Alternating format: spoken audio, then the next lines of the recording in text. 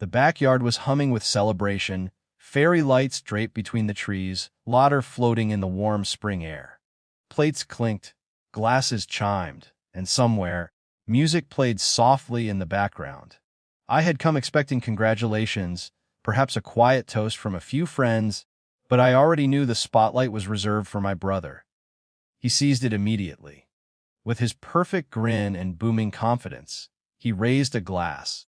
And, let's not forget, he said, leaning back with ease, Mom and Dad bought me a Mercedes S-Class.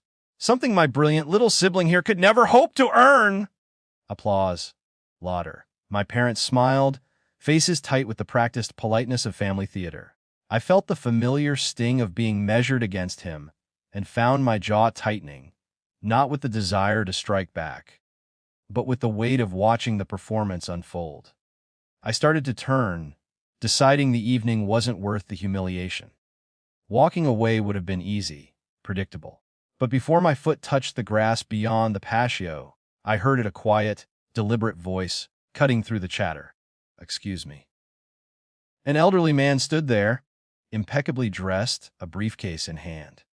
Recognition sparked in my chest. He was the family lawyer, the one who handled everything serious, the one whose words carried weight far beyond the laughter of the backyard. He handed me a sealed envelope, heavy with intent. My name was scrawled across it in my grandfather's unmistakable handwriting, the man who had passed away 16 years ago, whose judgments had always carried absolute authority in our family. The envelope felt unreal in my hand, a weight both literal and symbolic. Curiosity and caution warred in my chest as I carefully broke the seal.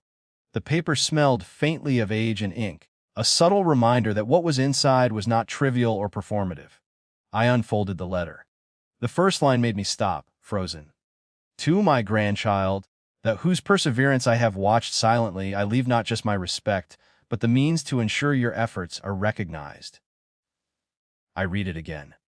The words were simple, the formal undeniable, but what followed revealed an inheritance, a legal acknowledgement of my contributions to family business ventures my brother had claimed as his own. It was precise, documented, and verifiable. The party continued around me, oblivious.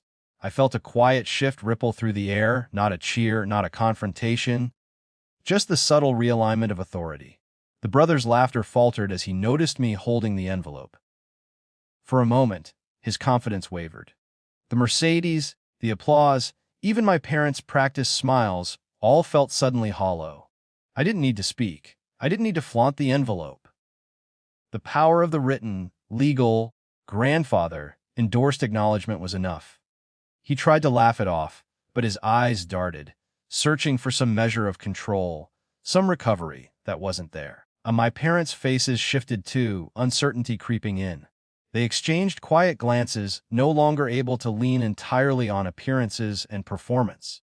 Their complicity in the public mockery now felt slightly absurd, weighed against the authority of the grandfather's formal words. I folded the letter carefully and slipped it into my pocket. I stayed for a short while longer, toasts murmuring, music playing, but the energy of the evening had changed. The attention my brother had claimed so effortlessly now felt diminished, subtly, irrevocably.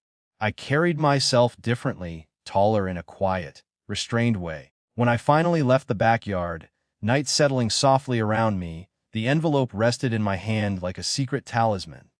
I hadn't yelled. I hadn't schemed. I hadn't humiliated anyone. And yet, the balance had shifted. In the days that followed, nothing needed explanation. Documents were referenced, legal validation was acknowledged, and my place in family affairs was finally indisputable. No drama, no spectacle, just the calm certainty of authority, recognition, and vindication that had been quietly waiting for me all along.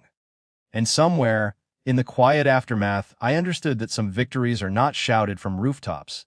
They are held, measured, and respected in ways that laughter and mockery cannot touch.